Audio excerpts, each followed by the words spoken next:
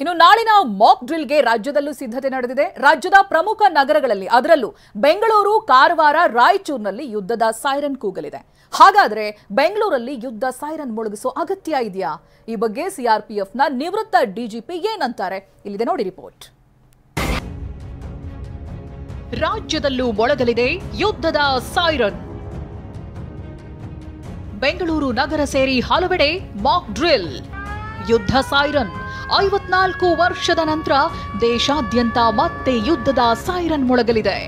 ದೇಶಾದ್ಯಂತ 259 ಸ್ಥಳಗಳಲ್ಲಿ ಅಣಕು ಪ್ರದರ್ಶನ ನಡೆಯಲಿದೆ.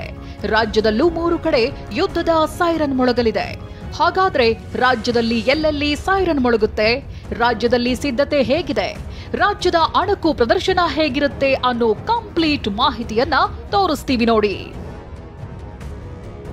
ಸದ್ಯದ ಮಾಹಿತಿ ಪ್ರಕಾರ ಕೇಂದ್ರ ಗೃಹ ಸಚಿವಾಲಯ ರಾಜ್ಯದಲ್ಲೂ 3 ಕಡೆ ಯುದ್ಧದ ಅಣಕು ಪ್ರದರ್ಶನಕ್ಕೆ ಸ್ಥಳ ಗುರುತು ಮಾಡಿದೆ.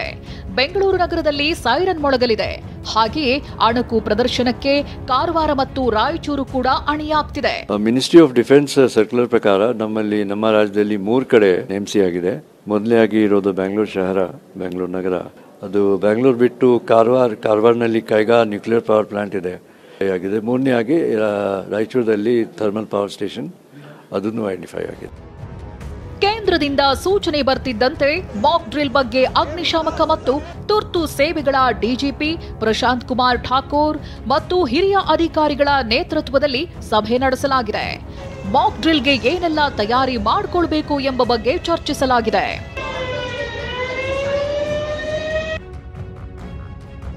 ನಾಳೆ ಸಂಜೆ 4 ಗಂಟೆಗೆ ಬೆಂಗಳೂರಿನಲ್ಲಿ ಸೈರನ್. ನಾಳೆ ಸಂಜೆ 4 ಗಂಟೆಗೆ ಮಾಕ್ ಡ್ರಿಲ್ಗೆ ನಿರ್ಧರಿಸಲಾಗಿದೆ. 35 ಕಡೆ ಸೈರನ್ ಇದ್ದು 32 ಕಡೆ ಸೈರನ್ ಕಾರ್ಯನಿರ್ವಹಿಸುತ್ತಿದೆ ಅಂತ ಡಿಜಿಪಿ ಪ್ರಶಾಂತ್ ಕುಮಾರ್ ಮಾಹಿತಿ ನೀಡಿದ್ದಾರೆ.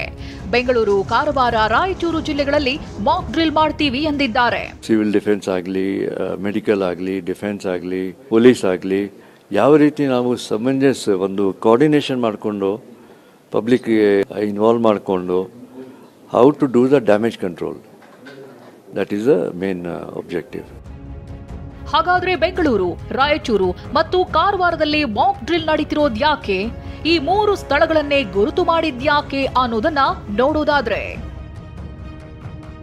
ರಾಜಧಾನಿ ಬೆಂಗಳೂರಿನಲ್ಲಿ ಮಾಕ್ ಡ್ರಿಲ್ ನಡೆಯಲಿದೆ. ಯಾಕಂದ್ರೆ ಬೆಂಗಳೂರು ದೇಶದ ಪ್ರಮುಖ ವಾಣಿಜ್ಯ ಚಟುವಟಿಕೆಗಳ ಮೂಲವಾಗಿದೆ. ಹೀಗಾಗಿ ಯುದ್ಧವಾದ್ರೆ ಬೆಂಗಳೂರಿನಲ್ಲಿ ಏನ್ ಮಾಡಬೇಕು ಅಂತ ಬೆಂಗಳೂರು ಸಿಟಿಯಲ್ಲಿ ಅಣಕು ಪ್ರದರ್ಶನ ನಡೆಸಲು ನಿರ್ಧರಿಸಲಾಗಿದೆ. ಹಾಗೆಯೇ ನೌಕಾನೆಲೆ ಜೊತೆಗೆ ಕೈಗಾ ಅಣು ಸ್ಥಾವರ ಇರುವ ಹಿನ್ನೆಲೆಯಲ್ಲಿ ಕಾರವಾರದಲ್ಲೂ ಮಾಕ್ ಡ್ರಿಲ್ ನಡೆಯಲಿದೆ. ರಾಯಚೂರು ತಾಲೂಕಿನ ಶಕ್ತಿ ನಗರದ ಬಳಿ ಆರ್ಟಿಪಿಎಸ್ ಘಟಕ ಇದೆ. ಈ ವಿದ್ಯುತ್ ಉತ್ಪಾದನಾ ಕೇಂದ್ರದ ಬಳಿ ಅಣಕು ಪ್ರದರ್ಶನ ನಡೆಯಲಿದೆ. ಯಾಕಂದ್ರೆ ಇದೇ ಘಟಕದಲ್ಲಿ ಕೇಂದ್ರದ ಭದ್ರತಾ ಪಡೆ ಇದ್ದು ಘಟಕದಲ್ಲಿರುವ ಸಿಬ್ಬಂದಿ ಮಾಕ್ ಡ್ರಿಲ್ ತಯಾರಿ ನಡೆಸಿದ್ದಾರೆ. Bengaluru is A vulnerable place.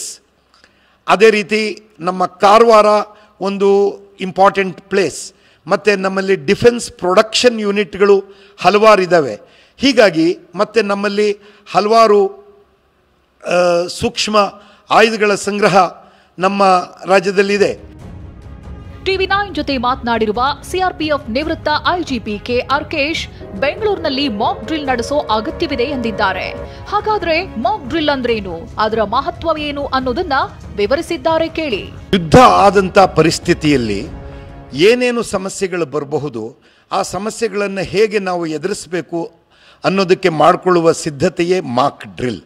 ಈಗ ಒಂದು ಜಾಗದಲ್ಲಿ ಬೆಂಕಿ ಹತ್ಕೊಂಡ್ರೆ ಅದನ್ನು ಹೇಗೆ ಆರಿಸ್ಬೇಕು, ನೀರೆಲ್ಲಿ ನಿಂತಿರಬೇಕು, ಯಾರ್ಯಾರ ಪಾತ್ರ ಏನೇನು, ಅದರಲ್ಲಿ ಮನೆಯಿಂದ ಯಾವ್ಯಾವ ಪದಾರ್ಥಗಳನ್ನು ಆಚೆಗೆ ತೆಗಿಬೇಕು, ಉರಿತಾ ಇರೋ ಮನೆಗೆ ನಾವು ನುಗ್ಗಬಹುದೇ ಇಲ್ಲವೇ ಅನ್ನೋ ರೀತಿಯಲ್ಲಿ ನಾವು ತಯಾರಿ ಮಾಡಿಕೊಳ್ಳುವ ರೀತಿಯಲ್ಲಿ ಯುದ್ಧದ ಸಂದರ್ಭದಲ್ಲಿ ಏನೇನು ಸಮಸ್ಯೆಗಳು ಬರಬಹುದು ಅದನ್ನು ಹೇಗೆ ನಿಭಾಯಿಸಬೇಕು ಅಂತ ಅನ್ನುವ ತಯಾರಿಯೇ ಮಾಕ್ ಡ್ರಿಲ್ನಲ್ಲಿ ಮಾಡುವಂತಹ ಕೆಲಸ. ಇಷ್ಟೇ ಅಲ್ಲ, ಬ್ಲಾಕ್ಔಟ್ ಬಗ್ಗೆಯೂ ಅರ್ಕೇಶ್ ಮಾತನಾಡಿದ್ದಾರೆ. ಈ ಹಿಂದೆ ಲೈಟ್ ಆನ್ ಆಗಿದ್ದ ನಗರಗಳನ್ನ ಟಾರ್ಗೆಟ್ ಮಾಡಲಾಗ್ತಿತ್ತು. ಹೀಗಾಗಿ ಎಲ್ಲಾ ಲೈಟ್ಗಳನ್ನ ಆಫ್ ಮಾಡೋದೇ ಬ್ಲಾಕ್ಔಟ್. ಆದ್ರೀಗ ಬ್ಲಾಕ್ಔಟ್ ಅವಶ್ಯಕತೆ ಇಲ್ಲ, ಆದ್ರೆ ಸೈರನ್ ಪ್ರಮುಖವಾಗುತ್ತೆ ಎಂದಿದ್ದಾರೆ. ಬ್ಲಾಕ್ಔಟ್ ಅನ್ನೋದು ಒಂದು ಹಿಂದೆ ಬಾಂಬ್ ಹಾಕುವಾಗ ಕತ್ಲೆಯ ಸಂದರ್ಭದಲ್ಲಿ ರಾತ್ರಿ ವೇಳೆಯಲ್ಲಿ ಲೈಟನ್ನು ನೋಡಿ ಆ ನಗರಗಳ ಮೇಲೆ ಬಾಂಬನ್ನು ಎಸೆತಾ ಇದ್ರು. ಈಗ ಅದರ ಅವಶ್ಯಕತೆ ಅಷ್ಟೊಂದಿಲ್ಲ. ಯಾಕೆ ಅಂತಂದರೆ ನಮ್ಮ ಕೋಆರ್ಡಿನೇಟ್ಸ್ ಇಂಥದ್ದೇ ಸ್ಪೆಸಿಫಿಕ್ ಆದ ಜಾಗದಲ್ಲಿ ಇದು ಈ 2 ಮೀಟರ್ಗಳ ನಡುವೆ ಬಾಂಬ್ ಬೀಳಬೇಕು ಅಂತ ಅನ್ನುವ ಆ್ಯಕ್ಯುರೇಟ್ ಆದ ಲೆಕ್ಕಾಚಾರಗಳು ಕೋಆರ್ಡಿನೇಟ್ಸ್ ತಗೊಂಡು ನಾವು ಬಾಂಬ್ ಎಸೆಯುವಂಥ ಟೆಕ್ನಾಲಜಿ ನಮ್ಮಲ್ಲಿ ಯುದ್ಧತಂತ್ರದಲ್ಲಿ ಇರೋದ್ರಿಂದ ಬ್ಲ್ಯಾಕ್ಔಟ್ ಅಂತ ಅನ್ನೋದು ಅಷ್ಟೊಂದು ಪ್ರಮುಖವಾದ ವಿಚಾರ ಏನಲ್ಲ. ಯುದ್ಧದ ಸಂದರ್ಭದಲ್ಲಿ ಏನೇನು ಸಮಸ್ಯೆಗಳು ಬರಬಹುದು, ಅದನ್ನು ಹೇಗೆ ನಿಭಾಯಿಸಬೇಕು ಅಂತ ಅನ್ನುವ ತಯಾರಿಯೇ ಮಾಕ್ ಡ್ರಿಲ್ನಲ್ಲಿ ಮಾಡುವಂತಹ ಕೆಲಸ. ಅದರಲ್ಲಿ ನಾವು ಯಾವ್ಯಾವ ಪರಿಣಾಮಗಳಾಗಬಹುದು ಯುದ್ಧದಿಂದ ಅನ್ನೋದನ್ನು ಸೂಕ್ತವಾಗಿ ನಾವು ಅರ್ಥ ಮಾಡ್ಕೋಬೇಕಾಗತ್ತೆ. ಯುದ್ಧ ಎದುರಾದ್ರೆ ಜನ ಏನ್ ಮಾಡಬೇಕು, ನಾಗರಿಕರ ಜೀವ ರಕ್ಷಣೆ ಹೇಗೆ ಎಂಬ ಮಾಕ್ ಡ್ರಿಲ್ ನಾಳೆ ನಡೆಯಲಿದೆ. ಇದಕ್ಕಾಗಿ ದೇಶಾದ್ಯಂತ ಎಲ್ಲಾ ರಾಜ್ಯಗಳಲ್ಲೂ ಸಭೆ ನಡೆಯುತ್ತಿದೆ.